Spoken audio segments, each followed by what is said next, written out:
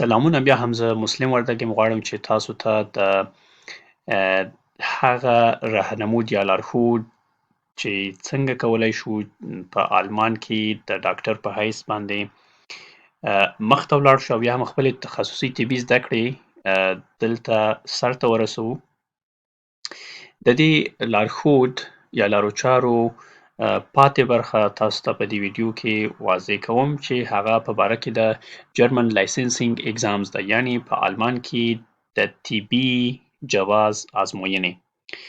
د طبي جواز کومې ازموینې موجودې دلته لکه څنګه چې ما تاسو ته په دوهمه ویډیو کې دا واضح کړله چې موږ تاسو دوه ازموینې لرو، دوه قدمه یا دوه مرحلې ازموینې لرو چې لومړی سټیپ یا لومړی سټیپ ازموینه عبارت ده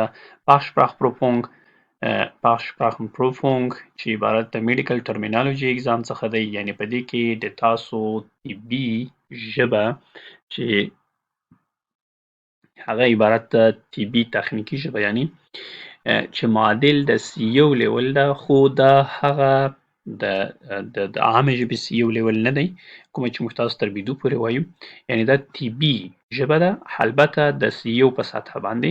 کله چې تاسو دا امتحان سفري کوئ او پکې کامیابه شئ تاسو ته د دې ژبې د سند د دې سطحې یا د سټیپ 1 د سند معادل چې د C1 معادل دی تاسو ته یعنی د C1 سرټیفیکیټ هم درکول کیږي او د دې سرټیفیکیټ هم درکول کیږي. وروسته د هغې څخه دوهم سټیپ امتحان دی چې هغې ته کینټنس پروفونګ وایي. کینټنس پروفونګ یعنی کینټنس معنا میډیکل نالج یا طبي پوهه، پروفونګ معنا امتحان، یعنی تاسو څخه د طبي پوهې امتحان اخیستل کیږي چې البته دا دواړه شفاهي او عملي امتحانونه دي، کوم تیوري پکې نشته. راځو اوس د دې په باره کې باندې کوم معلومات یا توضیحات چې دي هغه تاسو ته وړاندې کوم. لومړی Fachsprachprüfung یعنی د تخنیکي ژبې امتحان چې زموږ تاسو طبي تخنیکي ژبه ده، په دې کې موږ تاسو دا څنګه یو امتحان دی. It is an exam of medical terminology. دا د طبي ترمینالوژي امتحان دی. In most cases in states besides terminology, medical knowledge is also tested.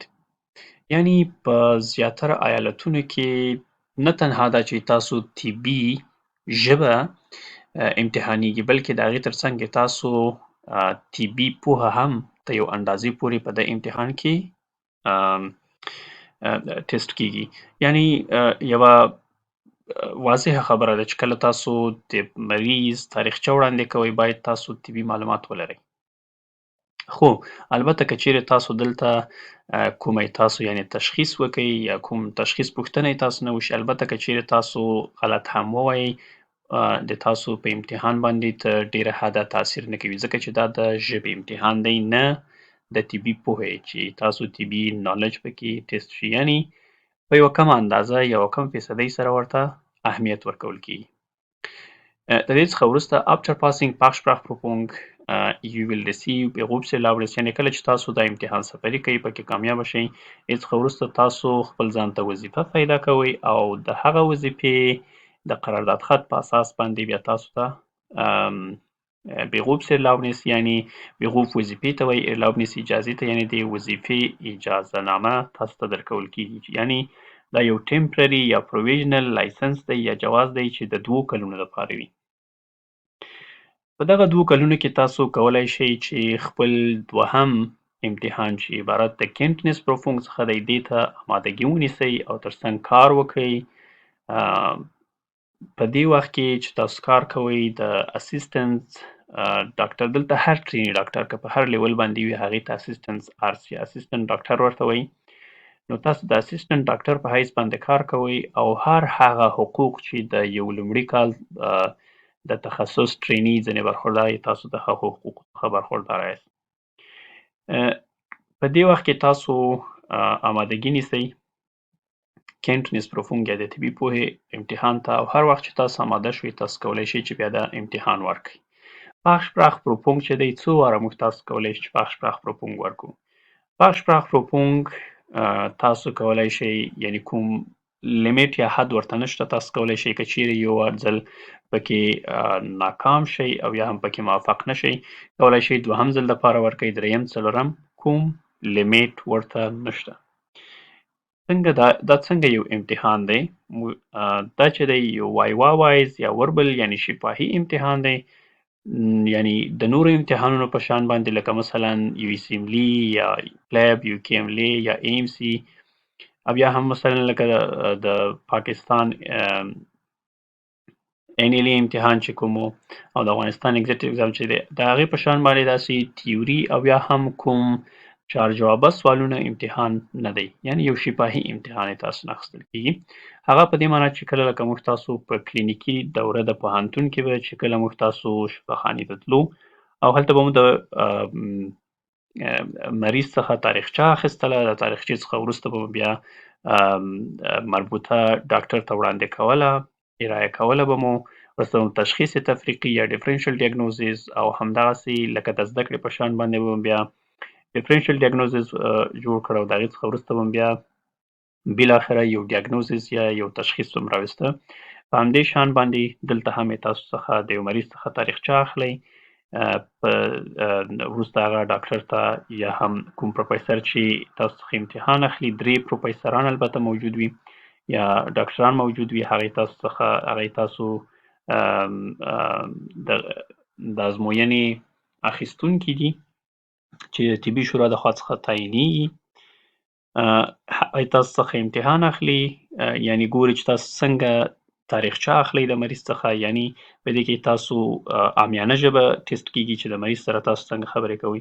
بیا کله چې تاسو تاریخچه وړاندې کوئ بیرته ډاکټر مربوطه ممتحن ته یا امتحان اخیستونکي ته، په هغې کې تاسو مسلکي ژبه چې تاسو مسلکي څنګه د یو هم مسلکه سره یا د یو پروفیسر سره څنګه خبرې کوئ، کوم طبي کلمات چې دي هغه څنګه تاسو استفاده کوئ. مثلا لکه سر درد دی، موږ تاسو ورته په عامیانه ژبه کې هیډیک په انګلیسي کې ورته وایو، په الماني کې ورته کوپشمیرسن وایي او په طبي ژبه کې ورته څیپالګي وایي. نو همداسې نور هم طبي ژبې هغه شته، مثالونه یې ډېر دي خو دلته ما تاسو ته یو مثال درکړ. په دغه ډول باندې امتحان اخیستل کېږي او وروسته د دې 2 سټیپونو یا قدمونو څخه وروسته بیا تاسو باید یو ډیسچارج لیټر ولیکئ او یا هم یو ریفرل لیټر ولیکئ، یعنې چې مریض رخصتوئ هغې ته یو مکمله د هغې هغه قصه چې د کومې ورځې نه داخل شوی، څه ورسره شوي، کومه دوا ورکړل شوې ده، کوم معاینات ورته شوي دي او آخري په کوم حالت کې و چې رخصت شوی، دا ټول د هغې مرخص نامه یا ډیسچارج لیټر ورته لیکل دي. او یا هم که چیرې تاسو غواړئ یو بل ډاکټر ته یې معرفي کړئ، څنګه تاسو خط ورته لیکئ. دا د امتحان د پاشپرافروفونګ دریمه برخه ده. دغه 3 برخې لري. ښه، یعنې د نورو امتحانونو په شان لکه د AMC آسټرالیا میډیکل کونسل او یا هم د کاناډا امتحان او یا هم د امریکا د جواز امتحانات او یا هم د انګلستان دغه په شان باندې داسې امتحان نه دی. وروسته د دې څخه راځو، موږ تاسو دا وویلې چې څنګه FSP یا پاشپرافروفونګ امتحان څنګه اخیستل کېږي. دا ما تاسو ته واضح کړ. لکه مثلا 3 بخشه لري. لومړی بخش یې دا دی چې پاتسینټ Arztgespräch یعنې د مریض او ډاکټر ترمنځ خبرې، یعنې همغه د تاریخچې اخیستل دي او مریض ته تاریخچې اخیستل دي او دوهم مریض ته که چیرې مریض ته مثلا یو په حساب د یو معاینې ضرورت وي، د مثال په ډول سره اندوسکوپي ضرورت وي ورته، تاسو به د اندوسکوپي په باره کې باندې معلومات ورکوئ چې اندوسکوپي څنګه کېږي، څه باید وکړي، کوم اختلاطات لري، د څه دپاره یې موږ کوو، ولې یې کوو، د هغه څخه وروسته به یې تاسو سره کوم مشکلات پېښېدای شي چې دا نارمل مشکلات دي او د یو څه وخت نه وروسته بیا د دې دا بیرته نارمل حالت ته راځي. نو دا به ټول موږ تاسو په دې باندې باید د مریض سر ورته خلاص کړو چې دا هم د دغې برخې دوهمه برخه ده. او وروسته بیا ارڅاڅکي شپریخ دی، دا دوهم دی، البته ما دریم لیکلی، دا دوهم دی. په دې کې باندې تاسو ډاکټر ته هغه ارایه کوئ، خپله اخیستل شوې تاریخچه ارایه کوئ، چې البته د دغې هر بخش وخت 20 دقیقې دی. په دې کې باید تاسو ته هر څه چې دي دا سرته ورسوئ. په دې کې د ارڅاڅکي شپریخ یعنې د ډاکټر او ډاکټر ترمنځ خبرې اترې، یعنی تاسو یو ډاکټر یاستئ کاندید او بل کوم پروفیسر چې دی هغه ډاکټر دی. دې ته ځکه ارڅ یعنې ډاکټر کنورسیشن ورته وایي. په دې کې ډاکټر تاسو ته مثلا لکه دلته ما تاسو ته ویل اندوسکوپي مو وکړه، د اندوسکوپي ریپورټ تاسو ته ایږدي. تاسو به لومړی تاریخچه ورته راکوئ، وروسته تاسو ته د اندوسکوپي ریپورټ ایږدي او تاسو به هغه ریپورټ ورته تشریح کوئ چې مثلا لومړی موږ څه وکړل، بیا مو څه وکړل، بیا مو څه وکړل، حتی په آخر کې هغه نتیجه یې څه ده، مثلا کومه نتیجه یې ورکړې په اندوسکوپي کې، کوم څه داسې شته چې هغه د مریضي تشخیص کې یا نارمل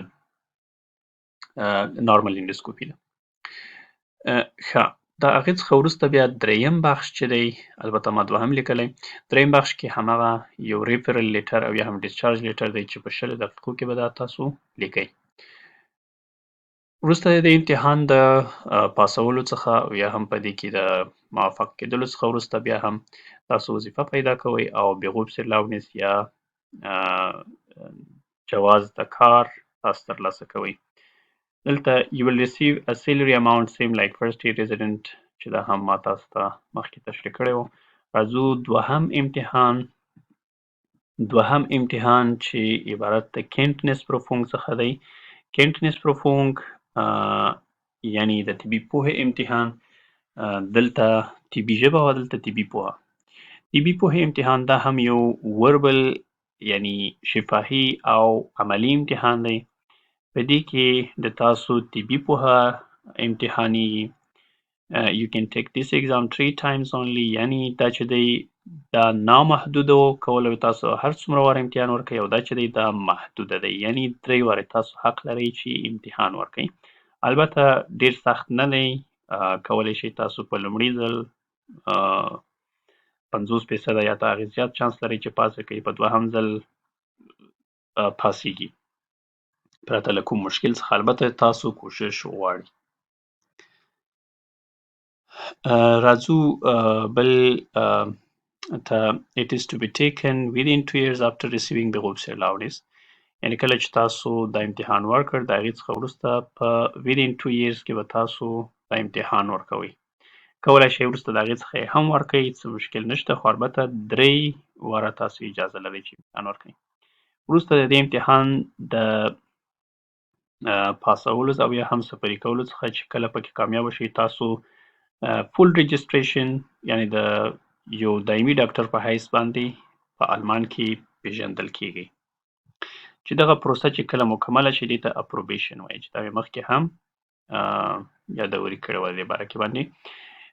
There are also alternative ways for exemption but are not 100% guaranteed، یعنی که داسې هم کېدای شي چې تاسو د دغه امتحان څخه معاف شئ، خو دا طریقه اکثرا د یعنی نان ایروپین هغه هیوادونه چې په اروپایي اتحادیه کې شامل نه دي د هغوی دپاره دا طریقه ښه نه ده، یعنی 100% ګارنټیډ نه ده، په ضمانت باندې نه ده، خو کېدای شي تاسو د یو وکیل په له طریقه په دغه لاره باندې لاړ شئ او امکان لري، خو 100% دا ګارنټیډ نه ده، یعنی ضمانتي نه ده.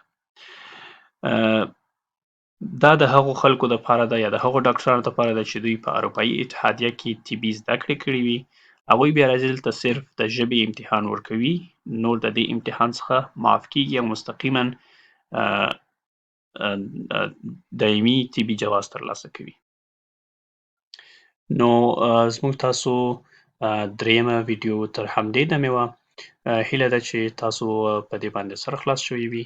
بیا هم د نورو معلوماتي ویډیوګانو دپاره او د دې لارښود د پاتې برخې دپاره زموږ سره اوسئ او زموږ د یوټیوب چینل تعقیب او سبسکرایب کړئ.